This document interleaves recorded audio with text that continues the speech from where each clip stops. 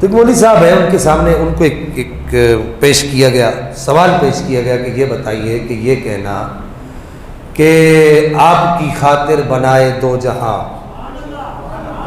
یہ حضور تاج الشریعہ ہمارے اس دور کے اندر علماء کہتے تھے جس نے اعلیٰ حضرت کو دیکھنا وہ تاج الشریعہ مفتی اختر رضا خان قادری کو دیکھ لے۔ اتنے بڑے عالم تھے مفتی اختر رضا خان قادری صاحب۔ یہ ان کا شعر، انہوں نے کہا کہ مصطفیٰ ذات یکتا آپ ہیں، یک نے جس کو یک بنایا آپ ہیں۔ اس کے اندر آپ نے ایک شعر لکھا کہ آپ کی خاطر بنائے دو جہاں، اپنی خاطر جو بنایا آپ ہیں۔ اس پر ایک مولوی صاحب ہمارے اس دور کے ہیں، کچھ زیادہ اب وہ مسئلہ یہ ہے کہ ہماری زبان میں کہتے ہیں کہ چوانی والی تھیلی وچ روپیہ آ جاوے تو پھٹ جاتا، پنجابی تو سمجھتے ہیں آپ سارے، یا اٹھانی والی تھیلی وچ روپیہ آ جاوے تو پھٹ جاتی۔ تو مولوی صاحب کا بھی یہی حال ہے۔ انہوں نے اس شعر پر اعتراض کیا، انہوں نے کہا جی اس سے اللہ کا معلل اغراض ہونا لازم آتا ہے۔ اگرچہ انہوں نے بہت طویل بحث کی، میں صرف ایک جملے میں اس کو سمیٹ رہا ہوں۔ کہا جی معلل اغراض ہونا لازم آتا ہے کہ اللہ کو غرض تھی، اللہ نے نبی پاک کو کسی غرض کے لیے بنایا، اللہ تو غرض سے پاک ہے، اس کو کسی کی کوئی غرض نہیں ہے۔ تو مولوی صاحب ہر جگہ بات غرض کی نہیں ہوتی، تو پھر اس حدیث کا کیا کریں گے؟ لولاک لما خلقت الافلاک،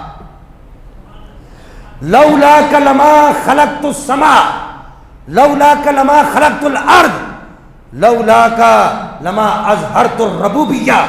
ان حدیثوں کا کیا کریں گے کہ اللہ نے فرمایا کہ اے محبوب اگر تو نہ ہوتا، نہ زمین کو بناتا، نہ آسمان کو بناتا، نہ اس پوری کائنات کو پیدا کرتا، نہ میں اپنے آپ کا رب ہونا لوگوں پر ظاہر کرتا۔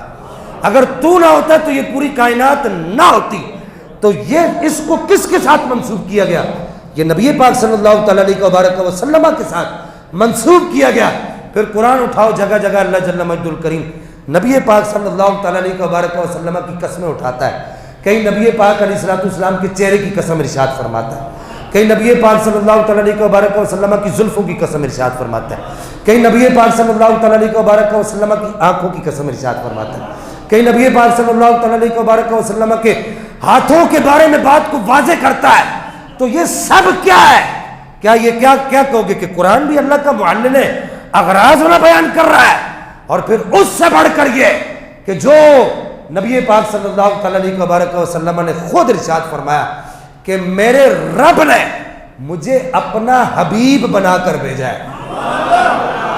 تو کیا حبیب بنا کر بھیجنا، تو کیا اس کے پیچھے بھی کیا معلل اغراض ہونا لازم آئے گا؟ تو پھر اس طرح تو سارے کے سارے اشعار پر اعتراض کرو کہ وہ جیسے اعلیٰ حضرت نے فرمایا خدا کی رضا چاہتے ہیں دو عالم، خدا چاہتا ہے رضائے محمد، محمد محمد برائے محمد، تو برائے محمد، لقائے محمد، برائے محمد یہ جگہ جگہ پر کہا گیا۔ تو اب کیا کہو گے کہ یہ سب کیا معلل اغراض ہونا ہے؟ نہیں، ایسا نہیں ہے۔ خدا کے لیے لوگوں کو گمراہ نہیں کرو۔ اگر تمہارا دماغ خراب ہو گیا ہے تو اپنے دماغ کو اپنے تک محدود رکھو۔ اور یہ بات یاد رکھنا، جہاں بھی رسول اللہ صلی اللہ تعالیٰ علیہ وبارک وسلم کی شان میں کسی بھی طریقے سے کوئی رستہ نکالنے کی کوشش کی گئی تو ابھی احمد رضا خان کے غلام زندہ ہے،